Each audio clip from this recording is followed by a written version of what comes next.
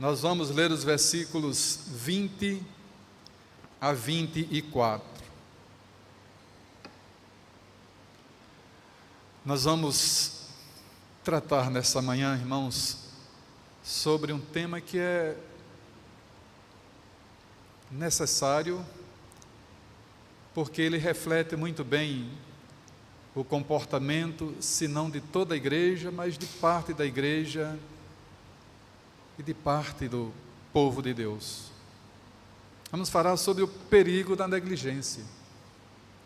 O texto que nós vamos meditar nessa manhã,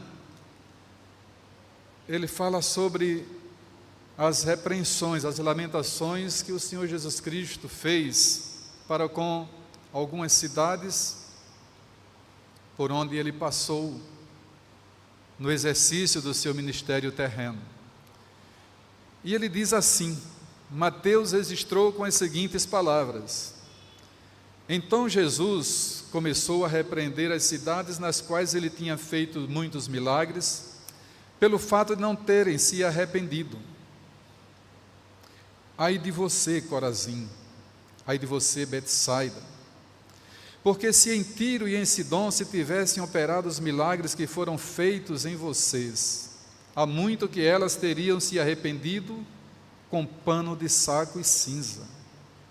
Mas eu digo a vocês que no dia do juízo haverá menos rigor para Tiro e Sidom do que para vocês. E você, Cafarnaum, pensa que será elevada até ao céu? Será jogada no inferno.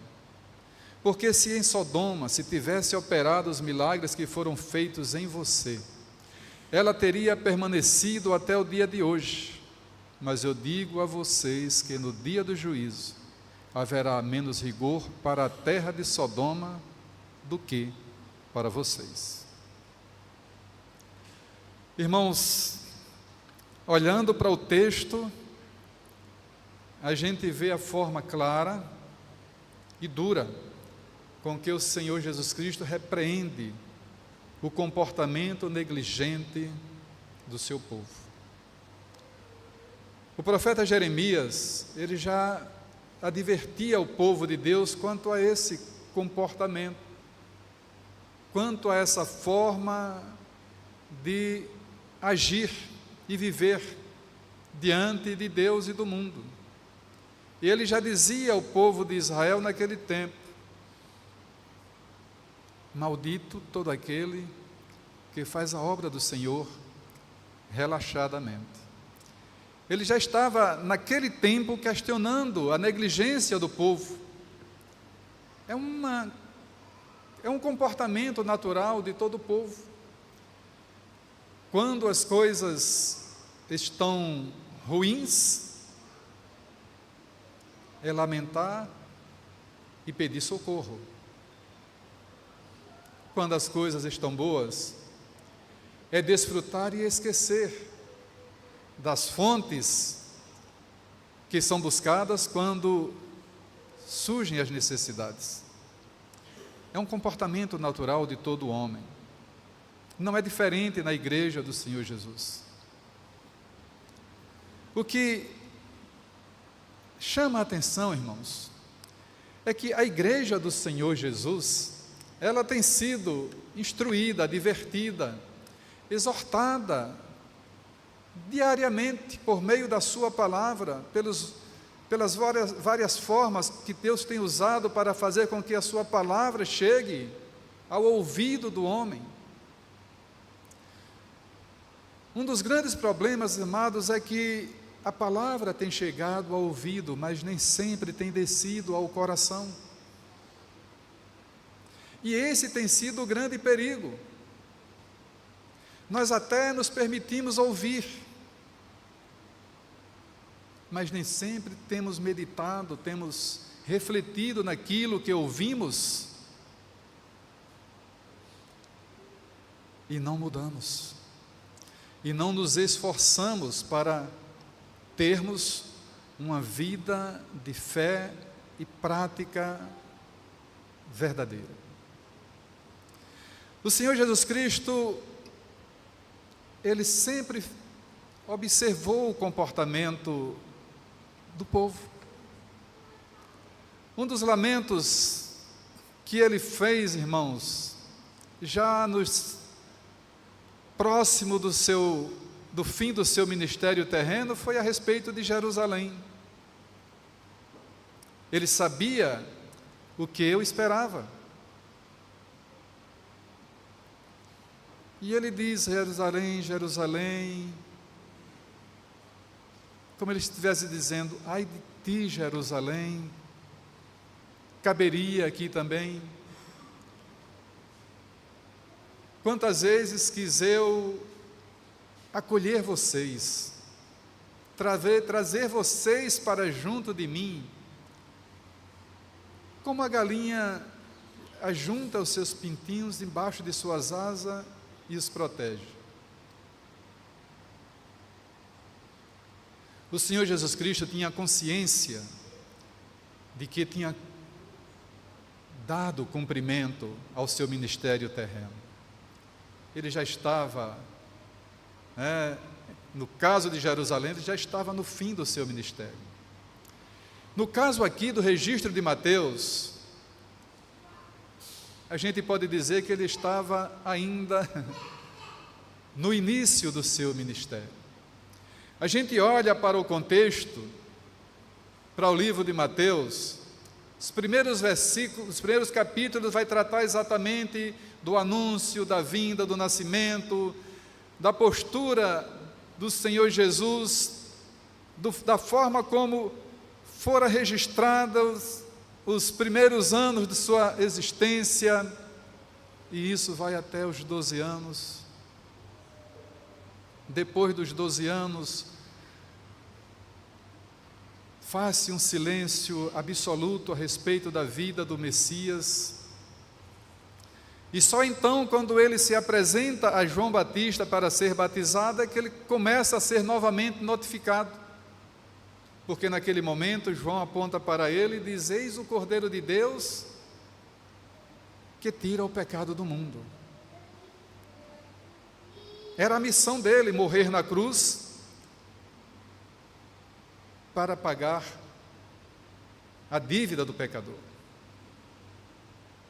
E aí a gente vai ver que ele passa lá, e do capítulo 5 ao capítulo 7, registra-se o que o Senhor Jesus proferiu no Sermão do Monte. E daí para frente, irmãos, ele vai então começar a organizar o seu ministério. Ele exerce algumas ações, curas, ensinos. Capítulo 9 segue no mesmo tom. Capítulo 10, ele então vai montar aquele grupo exclusivo de servos, onde ele junta 12 discípulos, e a gente conhece a história, o contexto de como foi a convivência dos discípulos com o Senhor Jesus. Ele instrui os 12 quanto aos riscos, quanto às consequências que enfrentariam por conta do ministério.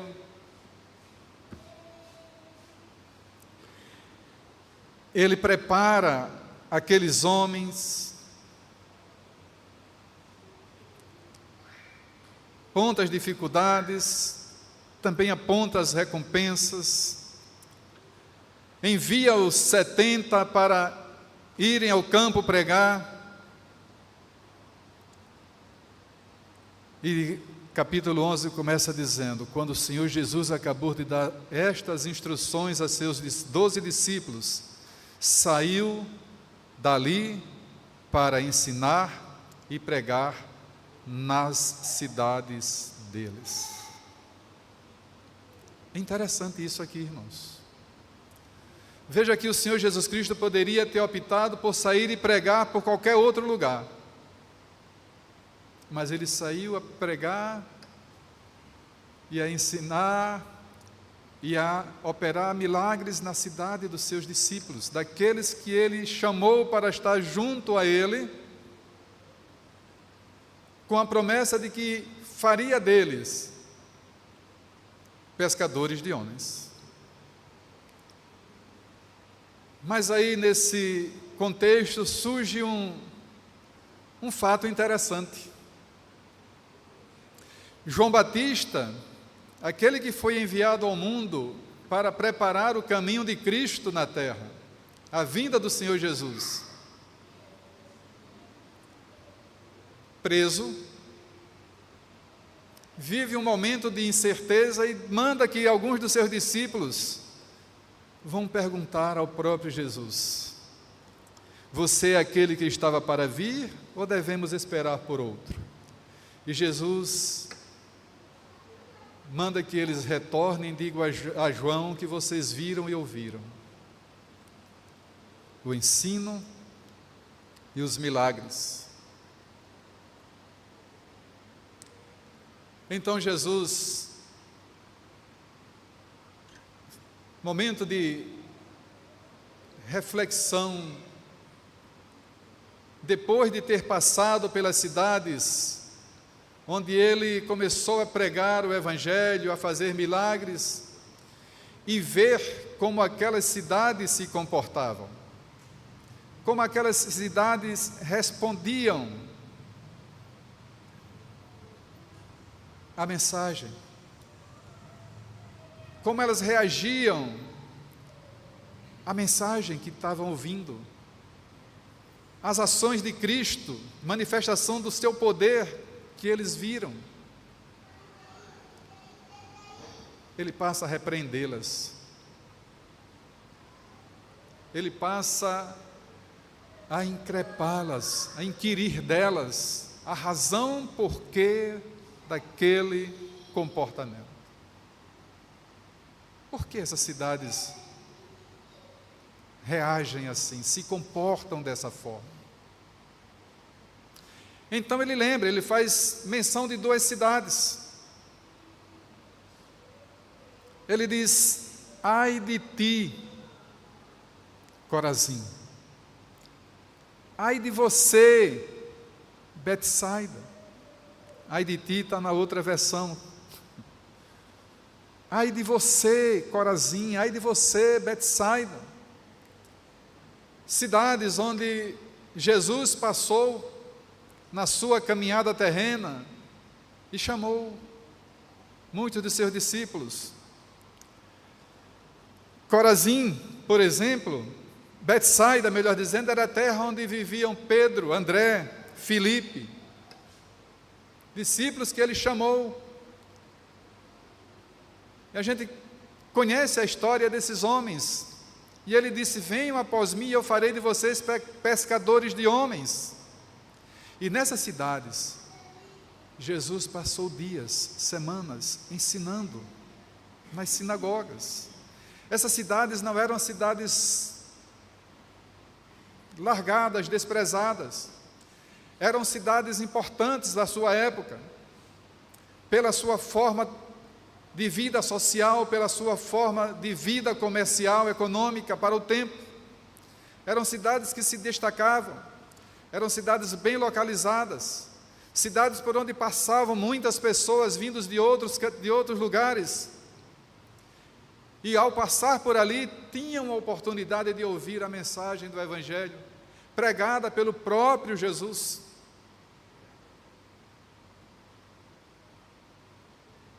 E Jesus diz: ai de você, Corazim, ai de você, Betsaida. E aí ele vai mostrar, vai trazer para a consciência dele, para a memória deles, duas outras cidades de tempos passados, que ele diz: se em Tiro e em Sidom se tivessem operado os milagres que foram feitos em vocês, há muitos que elas teriam se arrependido com pano de saco e cinza.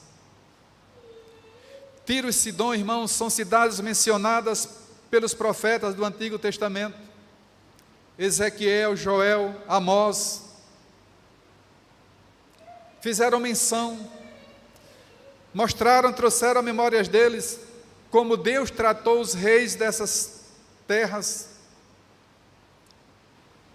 por conta da forma como eles viviam, como eles agiam, da desonestidade, da incredulidade, da dureza de coração,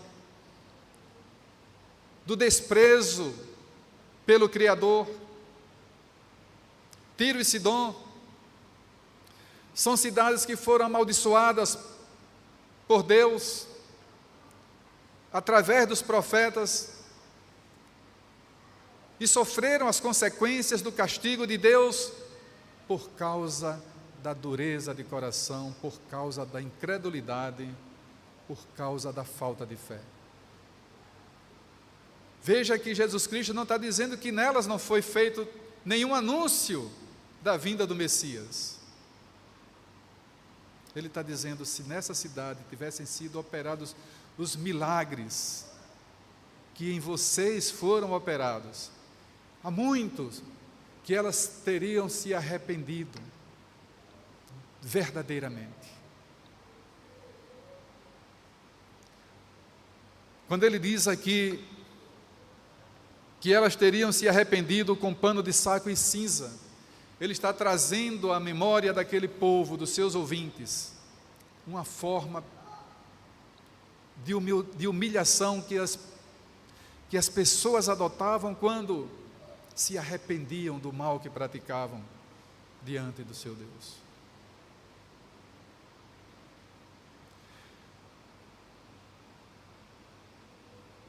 Corazim e Betsaida, cidades que foram contempladas pelo Senhor Jesus por meio do seu ensino, da sua pregação, por meio dos milagres por ele operados. Era motivo mais do que suficiente para aquele povo viver vida piedosa diante de Deus.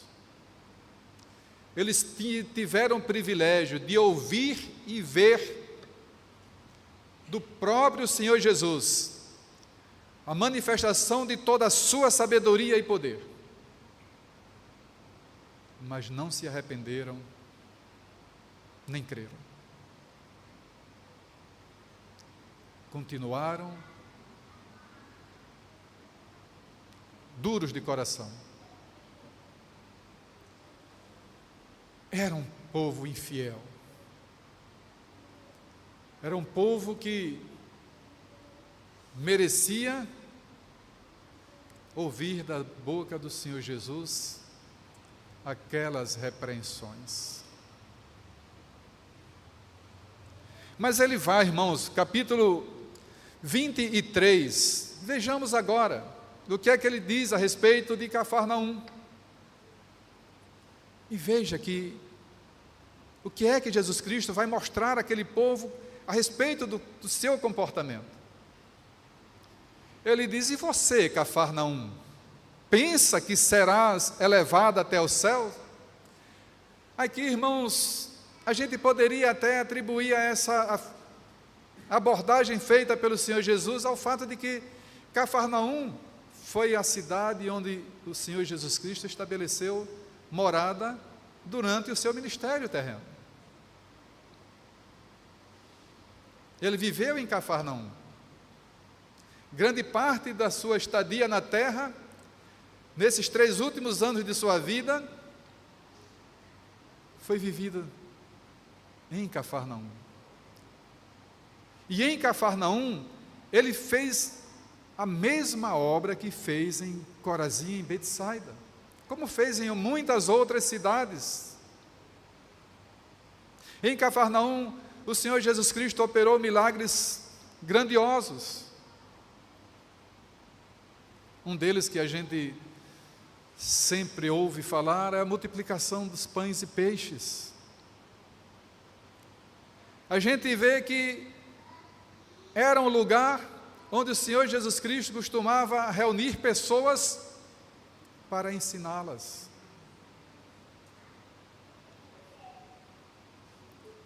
O texto sagrado, irmão, nos diz que o Senhor Jesus, ao olhar para aquele povo, ele tinha compaixão. Tinha compaixão do povo, da forma como o povo vivia. Porque para Cristo eles pareciam como ovelhas sem pastor, largados no mundo.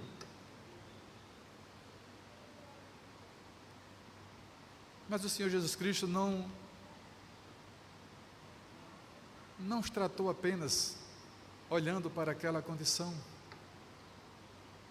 mas procurou mostrar para eles que eles viviam daquele jeito, porque não davam ouvido à sua voz. Ai de ti, Cafarnaum, pensa que serás elevado até o céu? Talvez, irmãos, pelo fato de ter Cristo, o Senhor Jesus, vivido entre eles entendessem que aquilo ali pesaria a seu favor, que eles seriam protegidos pela presença do Senhor Jesus entre eles. Pensas que serás elevado ao céu? O Senhor Jesus Cristo aqui agora repreende a soberba daquele povo, daquela terra, daquela cidade. Não, vocês não vão ao céu com a vida que vocês vivem. Pelo contrário, vocês descerão ao inferno, vocês serão condenadas à morte.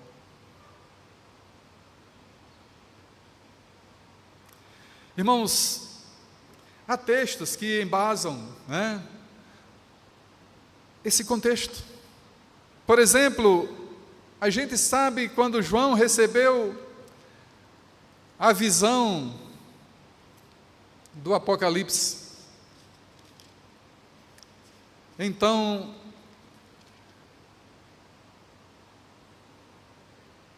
ele tem a visão de Cristo glorificado, e daí então é revelado a ele 7 cartas que deveriam ser enviadas àquelas 7 cidades escolhidas: Éfeso, Esmirna, Pérgamo, Tiatira, Sardes, Filadélfia e Laodiceia. Nós já ouvimos muitas mensagens a respeito dessas cidades.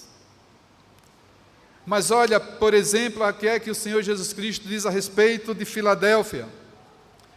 Capítulo 3 do Apocalipse, versículo 1, a partir da parte B, ele diz assim: estas coisas diz o santo, o verdadeiro, aquele que tem a chave de Davi, que abre que ninguém fechará, e que fecha e ninguém abrirá.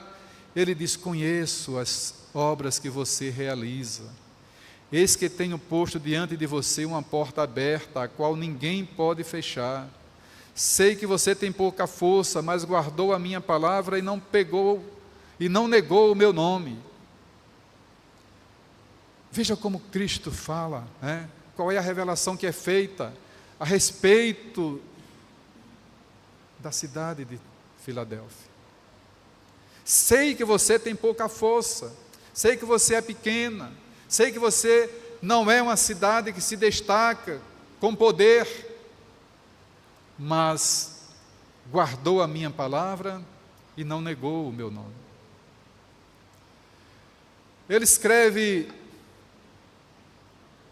então a Laodiceia, e esse texto nós conhecemos, mesmo capítulo 3, versículos 15 a 17.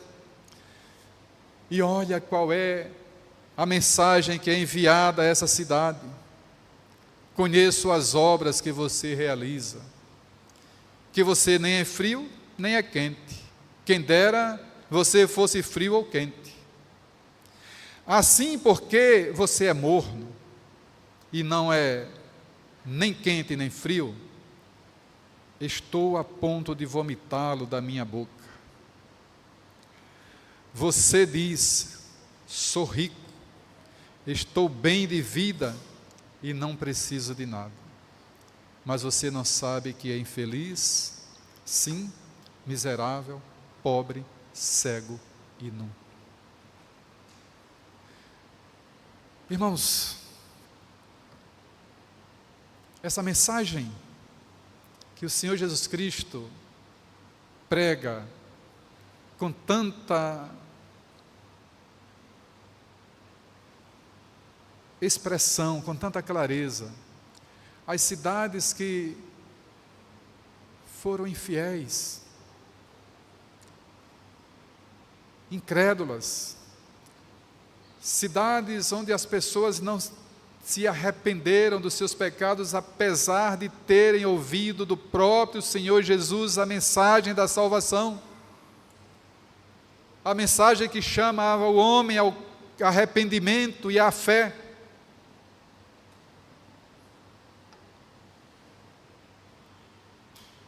Não seria uma mensagem que se aplicaria a muitas igrejas nos dias de hoje? De uma forma mais pontual. Será que essa mensagem não se adequaria à nossa realidade também nos dias de hoje? Nós, PIPs, membros da Igreja Presbiteriana Primeira de Sergipe, estaríamos fora desse contexto? Qual tem sido o meu e o seu comportamento diante da mensagem que tem sido pregada, das lições que têm sido ensinadas? O Senhor Jesus Cristo condenou essas cidades pela dureza de coração, pela infidelidade, pela indisposição para seguir o seu Mestre, por rejeitar o chamado ao arrependimento, por não buscar viver uma vida piedosa, uma vida de fé, de temor, de serviço a Deus.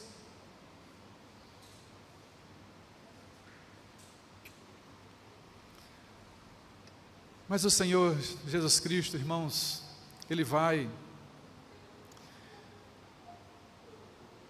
e faz duas advertências sérias, muito sérias mesmo. Quando ele fala a respeito de Corazim e Betsaida, no versículo 22, capítulo 11, que nós estamos meditando, ele diz assim: mas eu digo a vocês, que no dia do juízo haverá menos rigor para Tiro e Sidom do que para vocês. Eu digo a vocês que para muitos outros haverá menos rigor no dia do juízo, no dia do julgamento final, do que para vocês que têm ouvido a minha palavra continuamente, vocês que têm sido alimentados pela palavra de vida eterna, vocês que têm sido chamados ao arrependimento e à fé, que para outros haverá menos rigor do que para vocês. É preciso levar muito a sério isso. É preciso levar muito a sério a vida cristã. Ser protestante, irmãos, implica em viver uma vida piedosa, de temor, de amor e de serviço a Deus. É preciso que cada um de nós reflita sobre isso. Considere como tem sido o nosso viver junto a Deus. A mesma advertência ele faz a Cafarnaum. Ele diz: mas eu digo a você que no dia do juízo haverá menos rigor para Sodoma do que para você. Todos conhecem o que se deu com Sodoma. E o que se deu com Sodoma não foi por nenhum desejo soberbo do Senhor. Foi por conta do pecado dominante, reinante. Pecado que contaminava a vida de toda a cidade. E a história de Sodoma é interessante. Quando a gente lembra da história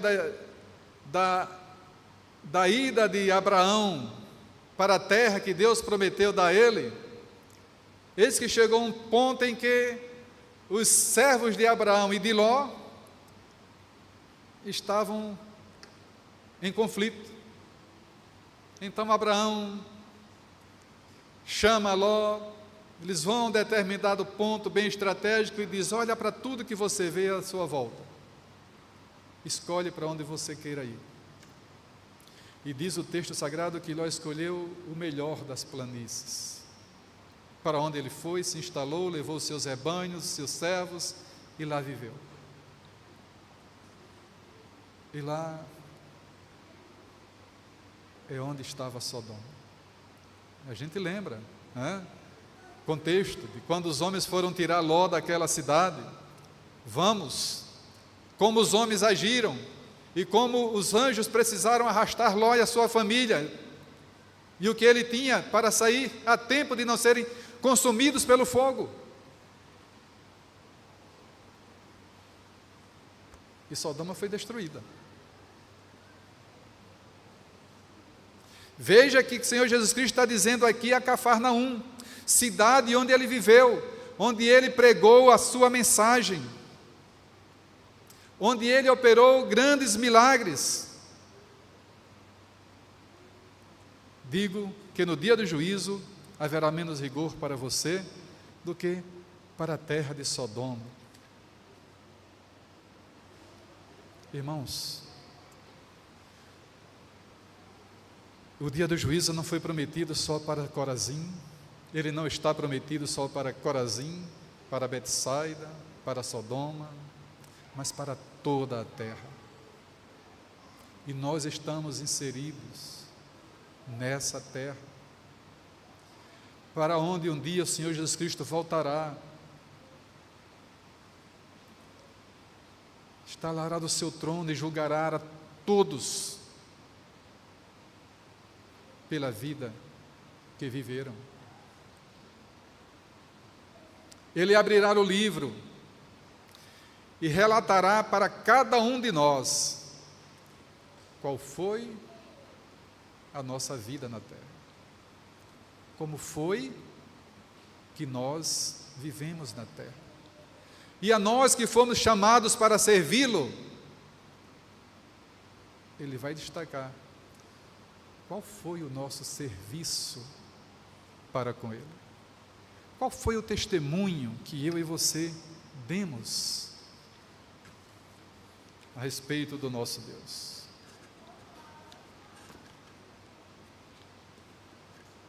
Corazim, Betsaida, Cafarnaum e todas as cidades por onde o Senhor Jesus Cristo passou pregando, ouviram a mensagem. A mensagem que João Batista começou a pregar no deserto: arrependei-vos e crede no Evangelho, porque o reino de Deus está próximo. O Senhor Jesus Cristo deu continuidade no seu ministério a essa mesma mensagem: arrependei-vos e crede no Evangelho. Há um hino que a gente, eu acho que não sei quanto tempo tem que nós cantamos aqui na congregação, né? A voz do Evangelho já se fez ouvir aqui. E o que nós temos feito desse Evangelho que temos ouvido? Essa voz tem publicado o que Deus já fez por mim e por você. E o que nós temos feito pelo nosso Deus?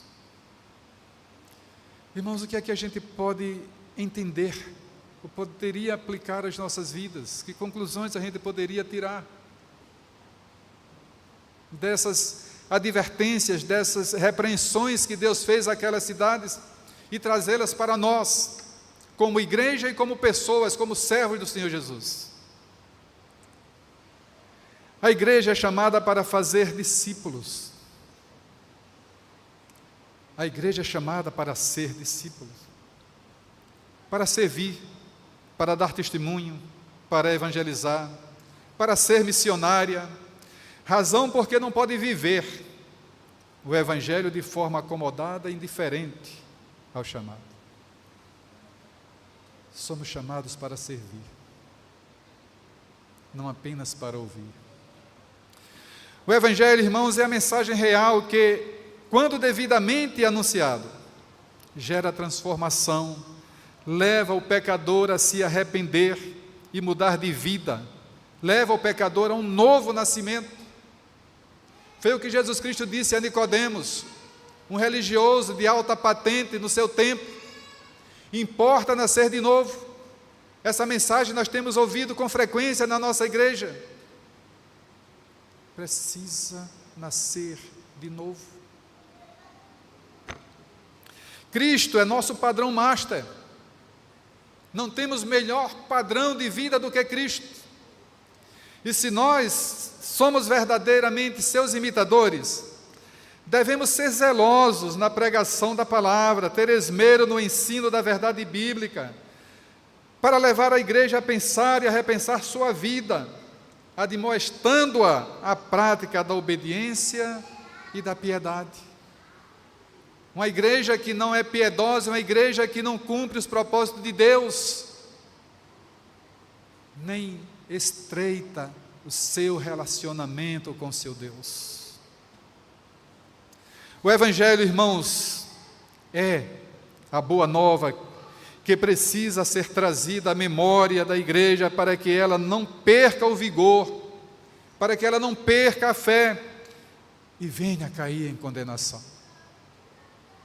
Foi o que aconteceu com Corazim e com Betsaida. Irmãos, foram palavras duras do Senhor Jesus àquelas cidades, combatendo a incredulidade, a infidelidade, a falta de fé, porque ouviram e viram do Senhor Jesus. Cafarnaum pensa que a levar-te-ás até os céus, desce da sua soberba, desce do seu comodismo, desce da sua compreensão de que eu não preciso fazer, não preciso ser. Todos nós somos chamados para o servir, e se nós não fazemos, haveremos de prestar contas ao nosso Deus. É mensagem bíblica: a quem muito é dado, muito será cobrado. E nós não podemos dizer que não nos foi dado, porque a mensagem do Evangelho tem sido pregada aos nossos ouvidos continuamente. E nós não podemos nos desculpar de não tê-la ouvido. Não é sábio, irmãos, desprezar o poder do Evangelho. Paulo diz que o Evangelho é o poder de Deus para a salvação de todo aquele que crê. É dever da igreja se arrepender de práticas que não condizem com a vida da igreja e crer no Senhor Jesus para que seja salvo. Amém.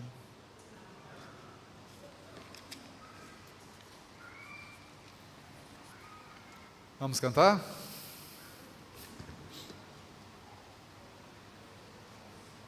Vamos ficar de pé.